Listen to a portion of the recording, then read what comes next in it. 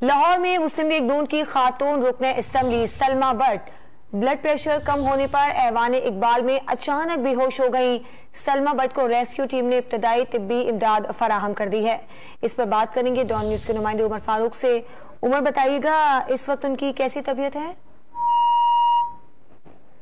उमर फारूक से राब्ता कायम करेंगे। लाहौर में मुस्लिम लीग नून की खातून रुकने assembly Salma Bhatt blood pressure कम होने पर ऐवान इकबाल में अचानक बेहोश हो गई और फौरी तौर पर उन्हें इब्तदाई तिब्बी इमदाद फराहम कर दी गई है।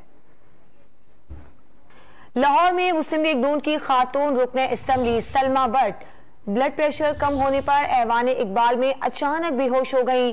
सलमा भट्ट को रेस्क्यू टीम ने इब्तदाई तिब्बी इमदाद फराहम कर दी है। इस पर बात करेंगे डॉन न्यूज के नुमाइंदे उमर फारूक से। उमर, बताइएगा इस वक्त उनकी कैसी तबीयत है? उमर फारूक से राब्ता कायम करेंगे। लाहौर में मुस्लिम लीग नून की खातून रुकने assembly Salma Bhatt blood pressure कम होने पर ऐवान इकबाल में अचानक बेहोश हो गई और फौरी तौर पर उन्हें इब्तदाई तिब्बी इमदाद फराहम कर दी गई है।